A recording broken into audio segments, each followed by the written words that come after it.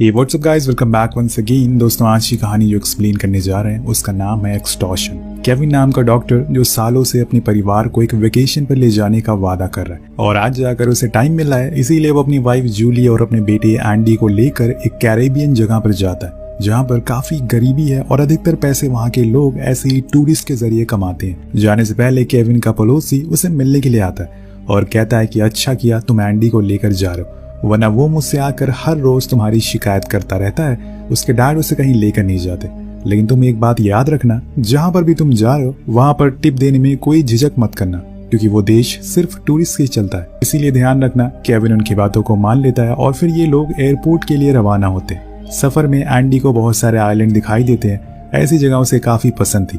उसने एक मूवी में भी देखा था कि एक ऐसे ही आइलैंड पर ट्रेजर मिलता है और इसीलिए वो अपने डैड से किसी ट्रेजर आइलैंड पर ले जाने की बात करता है। तो केविन कहता है कि ठीक है, वो उसके दिल रखने के लिए हाँ कर देता है। अब कुछ देर बाद वो अपनी मंजिल पर पहुंच जाते हैं जहाँ पर उन्होंने पहले से ही एक आलीशान होटल बुक किया था।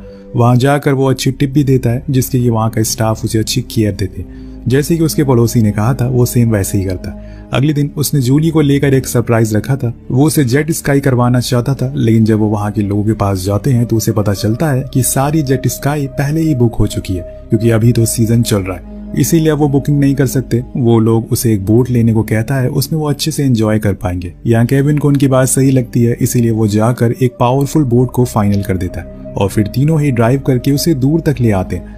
सभी बहुत एंजॉय कर रहे थे, खासकर एंडी को ये ट्रिप बहुत ज्यादा पसंद आती क्योंकि उसे समुद्र और जहाज जैसी चीजों में काफी दिलचस्पी थी।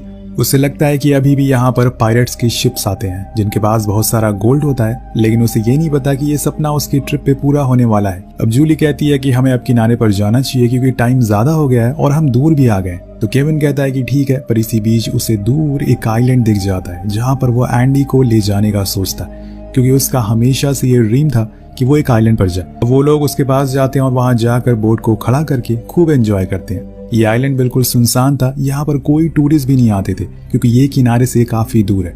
लेकिन यहाँ आना क्या इनकी सबसे बड़ी गलती हो सकती है? वेल, हमें आगे पता चलेगा। कुछ देर बाद जब सभी वापस जाने के लिए तैयार होते हैं तो बोट स्टार्ट होने का नाम ही नहीं लेती। यहाँ पर केविन को समझ आ जाता है कि उसने एक मुसीबत को मोड़ ले लिया। वो बहुत कोशिश करता है लेकिन बोट आगे बढ़ ही नहीं रही थी।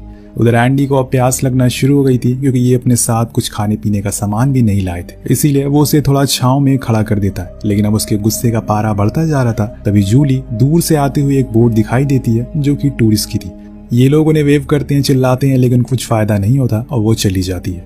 अब रात को ये लोग वहीं गुजारते हैं, लेकिन जब अगले दिन सोकर उठते हैं तो देखते हैं कि एंडी कोई जवाब नहीं दे रहा। पानी ना मिलने की वजह से वो डिहाइड्रेट हो गया और